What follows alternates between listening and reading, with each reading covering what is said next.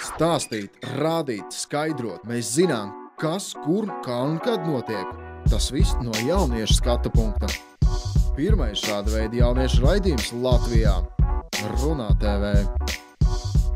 Sveiks, Runā TV skatītāji! Tā kā šodien ārā ir necerēti labs laiks, tad mums, diemžēl, nesanāk filmēt tur, kur bija ieplānots. Un tādēļ mēs filmēsim nedaudz siltākā vietā.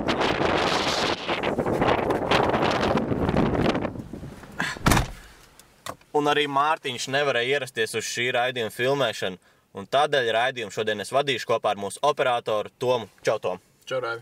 Pastāsti skatītājiem, par ko būs pirmais sižets. Nu, mēs paskatīsimies, kā Agnesē dzīvojas dzīvoklī, bet Dairim kojās. Labi, skaidrs. Skatāmies. Runā, ka studenti ir cilvēki, kuriem nesalst, negribas labi paēst, un cilvēki, kuriem nav nepieciešams laiks atpūtai. Lai noskaidrotu, kāda tad patiesībā ir studentu dzīve, Runā TV devās ciemos pie diviem pilnīgi dažādiem studentiem, lai noskaidrotu, kā atšķiras studentu ikdiena un dzīves apstākļi. Agnese, tāpat kā Dairis, nav rīdznieki, tāpēc, lai varētu pilnvērtīgi studēt, nācās meklēt mājokli tepat Rīgā. Agnese apgalvo, ka vieglāk ir dalīt dzīvokli, nevis kā tas būtu kojās, tikai istabu, un arī Dairis piekrīt, ka istabu ir grūti dalīt ar diviem cilvēkiem, ja ir problēmas savstarpējā komunikācijā. Man ir divas dzīvokļu biedrenes. Mums ir 3 istabu dzīvoklis, un mēs 3 arī dzīvojam. Es jau cenšos būt draudzīgs, bet pārsvarā nekomunicējam. Jau uz zemes teikt, puši teikt, ka mums savācat. Ir aiziet projām, atnāk atpakaļ, kāds ir iekārpis. Tas pa istabu aiziet, bet viens nav saslaucījis, un tas bija vispār. Pārsvarā vakaros laiku pavadu citās istabījās, nevis šeit, jo šeit ir tiešām garlaicīgi, te valda klusums, visi klusē, katrs pie savā datora un neizturam. Uz jautājumu, kāpēc viņi neizvēlās dzīvot kojās, Agnese atbildēja, ka ir daudz un dažādi nostāsti par koju dzīvi, taču tas nebija galvenais iemesls viņas izvēlei. Savukārt sarunā ar Dairi šie nostāsti pilnībā apstiprinājās. Par kojām ir dzirdēti visādi nostāsti par to, cik tur ir briesmīgi dzīvot. Lai gan tas nebija galvenais iemesls, vienkārši par cik es zināju to, ka man ir ļoti daudz jāmācās, tad es gribēju tā, lai es varu viena pati ieiet savā istabā un tad tiešām nodoties mācību procesā. Tas ir troksnis bieži vien, kad ejot gulēt un ap vieniem pārējās istabās notiek rosībā. Piemēram, viena siena mums ir plānāka, otra biezāka, un tieši šī siena ir plāna, un ja gadījumā tur kaut kas notiek, vairāk cilvēku var dzirdēt visas sarunas vienkārši ideāli. Mācībām ir jāvelta daudz laika, un tāpēc ir nepieciešams miers un klusums. Tāpat dzīvojot trietā vienā istabā, tu nekad nevarēsi nokoncentrēties mācībām tā, kā tu vari, kad esi viens pats. Taču Dairis apgalvo, ka dzīvojot kojās ir ne tikai mīnusi, bet arī sava veida plusi. Kopmītnēs var labāk iemācīties kaut ko, jo šeit ir kursabiedri, vai cilvēki, kas mācās apmēram to pašu, un ir vieglāk saprast mācību vielu, un ir kādi jautājumi. Agnese apgalvo, ka cenšas dzīvot taupīgi, tā, lai pietiek visam. Jā, man ir tā, ka man netiek piešķirt noteikta summa noteiktam laika periodam, bet man iedod naudu, un tad, ja es viņu iztērēju, tad es varu vēl paprasīt, tad, kad es esmu viņu iztērējusi. Bet, es, protams, cenšos taupīgi dzīvot tā, lai nav tā, ka katru dienu ir jādod ļoti daudz naudas. Atbildot to, vai nāks taupīt uz pārtikas rēķina, ēdot sauso pārtiku, studenti saka, ka svarīgi ir labi paēst. Es mīlu labi paēst, uz ēšanu es īsti netaupu. Es gatavoju katru dienu ēst. Ja ne katru dienu, bet tā visu laiku patstāvīgi gatavoju ēst. Runājot par budžetu, Agnese saka, ka strādāšanai neatliek laika, tāpēc nedēļā pilnīgi pietiek ar 20 eiro. Taču Dairis starp mācību procesu izbrīvēja laiku arī darbam. Nav īsta darba vieta oficiāli. Neoficiāli strādā, jā. Un tas ir tādi kā vairāk gabalu darbiņi. Atbildot uz jautājumu, vai studenti ir apmierināti ar tagadējo dzīvesvietu un vai viņi nevēlētos kaut ko mainīt, Agnese atbildēja, ka ņemot vērā to, ka viņi ir studenti, sūdzēties nevar. Taču vienīgais, ko Dairis vēlētos mainīt, ir tikai istaba, kurā dzīvo, piebilstot arī to, ka kopmītnēs dzīvojošiem studentiem ir iespēja savu istabu iekārtot kā vien vēlas.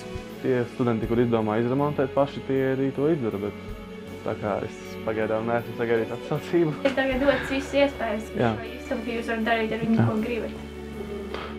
Pilnīgi visu nē, sienas nedrīkstam jaukt it kā un tā, bet mēs drīkstam remontēt fakta, lai faktiski pēc tam ir atlaidis, īrēju kādu laiku. Priekš studenta man ir ļoti labi apstākļi, kur es šobrīd atrodos un kā es dzīvoju. Lai ietaupītu naudu transportam, Dairis un Agnes uz skolu bieži dodas kājām, taču ir reizes, kad izmanto arī sabiedriskā transporta privilēģijas. Bieži vien pa Zaķi. Tas ir no Ķīpslas pāri tiltam, tas ir mana fakultāte enerģētikas. Tā, ka tur īsti nav jāgas maksāt. Es īsti nemaksāju par vienu braucienu. Es braucu pa Zaķijām. Studenti un to dzīves ir ļoti atšķirīgas, bet tomēr tiem ir vienots mērķis, uz kuru tie tiecās. Ieva Gudrumoviča, Vladislavs Padvinskis, Runā TV. Klausies, to mēs nevar ieraudzīt nevienu cilvēku, varētu intervēt. Visi laikam no tās vētras nobijušies. Zini, neuztraucies, tev nevajadzēs ārā no mašīnas kāpt. Mūsu komanda jau paspēja visus aptaujāt. Jauki. Tad skatāmies mūsu nākamo sižetu par to, kā ir būt studentam. Vai ir viegli būt studentam? Kāds ir populārākais studentu ēdiens un dzēriens? Un kā nopelnīt bezizējas apstākļos? Šonedēļ Runā TV devās ielās, lai rastu atbildes uz šiem jautājumiem. Kā tev liekas, vai ir viegli vai grūti būt studentam? Studentam būt nav viegli. Pats būdams students, man bija jāstrādā vairākos darbos. Tur ar to miegu, man liekas, grūtāk nekā ar to izdzīvošanu. Kā tev liekas, vai ir kaut kāds oriģināls veids, kā studentiem reāli trūkuma gadījumā nopelnīt naudu? Strādāt. Visvieglāk upagojot, laikam. Haltūri paprasīt vecākiem naudu. Kāds ir studentu mīļākais ēdiens? Varbūt ne mīļākais, bet populārākais. Vidējais makčīgan komplekts ar salskābu mērcī. Roltona ar vārītu ūdeni un sieru pa virsu. Bet citādākas roltona kombinācijas arī tu zini. Tur roltona ar kečupu, roltona ar majonēzi, ceptu vārītu. Es varu ka gada laikā jau viss kaut kas sadomāts.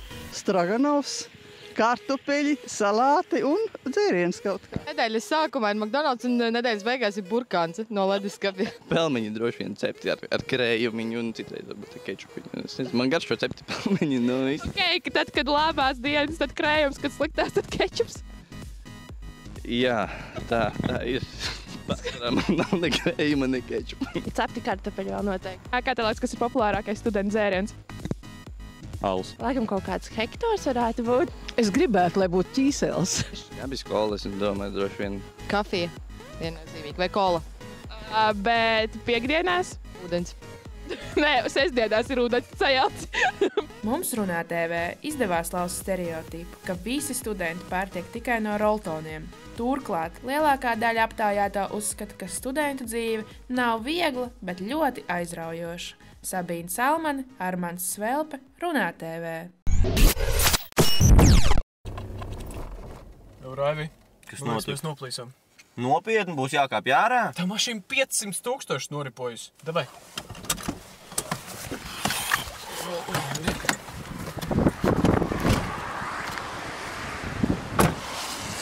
Tais vaļā skatīsimies, kā tev tur izskatās. Un starp citu par skaitli 500. Zināji, ka studentam reāli ir jāšķirās mēnesī no 500 eiro lielas summas, lai izdzīvotu? Es neticu. Labāk pačakojam, kas ar to ēdu. Ja tu netici, skaties nākamo sižetu. Tā kā šī raidījuma tēma ir studentu dzīve, nolēmām aptaujāt studentus, lai uzzinātu, cik tad īsti mēnesī viņiem izmaksā dzīvošana. Ir studenti, kas studiju gadus vēl pavada pie vecākiem, taču tie, kas dzīvo tālāk, dzīvo vai nu kojās, kas mēnesī izmaksā 50 eiro, vai arī kopā ar kādu īrē dzīvokli. Dzīvokļa īre ar komunālajiem maksājumiem svārstās cenā no 70 līdz 210 eiro. Studenti, kas dzīvo citās pilsētās, par transportu izdod līdz pat 50 eiro mēnesī, taču tie, kas dzīvo mācību iestādē tuvumā, var iztikt ar 10 eiro. Ir arī tādi, kas brauc ar riteni vai arī pa zaķi. Pārtikai studenti atvēl no 100 līdz 200 eiro. Daži gan piebilst, ka reizēm nācies nedēļu iztikt tikai ar kartupeļiem un krējumu. Citi atkal taupa pētot veikalos akcijas un sapērkot pārtiku uz visu nedēļu. Vismazāk studenti tērē apģērbam un ballītēm, vidēji 60 eiro mēnesī. Tie studenti, kas maksā par mācībām un nav paņēmuši kredītu, mēnesī šķiras papildus no apmēram 180 eiro. Kopsavilkumā var teikt, ka students, kas dzīvo pie vecākiem un par skolu nemaksā, Mēnesī var iztikt ar 150 eiro, taču tiem, kas vēlas dzīvot paši, kā arī samaksāt par skolu, ir jārēķinās aptuveni ar 500 eiro.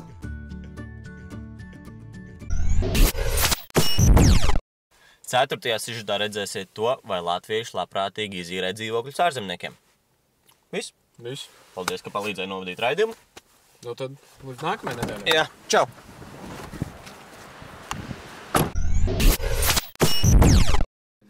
Katru gadu uz Rīgu atbrauc arvien vairāk un vairāk ārzemju studentu, un pirmais, ar ko tie sastopas svešvalstī, ir dzīvokļu īre. Runā TV komanda nolēma noskaidrot, vai pastāv reāls grūtības saistībā ar mājokļu meklēšanu un kādas tās ir.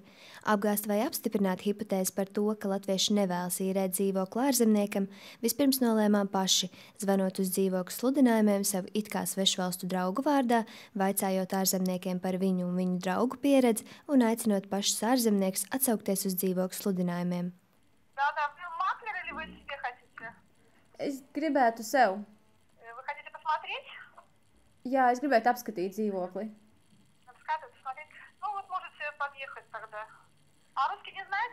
Знаю, могу по-русски тоже разговаривать. Со мной бы был друг из Турции. Это бы вам не мешало, чтобы он жил тоже? Да. Ну, не знаю, у меня сейчас вот парочка смотрела, да? Zvanot it kā ārzemnieki, kas vēlas īrēt vārdā, parādījās arī pirmā problēma. Uzzinot, ka īrēt grib ārzemju students, saimnieks uzreiz uzceļ cenas. Arī mutiski aptaujājot ārzemju studentus, vairums atzina, ka izīrēt sev dzīves vietu nav problēma, ja esi gatavs maksāt. Hello, I saw your ad at the website about Moskva 60, the flat. Я не говорю по-английски. Okay. Сейчас вам перезвонят, да? Vēl viena problēma, kas atklājās, kad uzaicinājām studentus zvanīt uz numuriem, kas norādīti dzīvokļu sludinājumos, bija valodas barjera. Ņemot vērā to, ka studenti no ārzemēm runā angļu valodā, jo nepārzina latviešu valodu, daudzi cilvēki izdzirdot angļu valodu nometa klausuli. Hello, my name is Jan and I would like to know if it's possible to rent an apartment close to the RSU.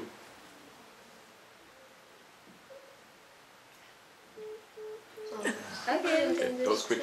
Katrai medaļai ir divas puses. Neskatoties uz to, ka pastāv minētā valodas barjera, ārzemju studentiem izdevās atrast saimnieku, kurš bija gatavs izīrēt dzīvokli. When can I come and look at it? I live close by, so it doesn't matter to me and it's okay for you. Okay, well, I'll call back. I'll look at a few more and I'll be in touch. Okay, thank you. Eksperimentā ievāktā informācija liecina par to, ka ārzemju studentiem atrast un izīrēt mājvietu nav problēma. Lielāka problēma ir atrast godīgu saimnieku. No kāda atšķirība? Vai turks vai kāds cits ārzemnieks? Nu, tā taču ir mēs taču kapitālismā jaunā laikmetā dzīvojam. Loreta Kalniņa, Simona Šjadīta, Vladislava Romanova, Juris Stoļerovs, Runā TV. Cik ir 2 + 2 × 2? Jā. Tas var... Saņemies! 10? 4?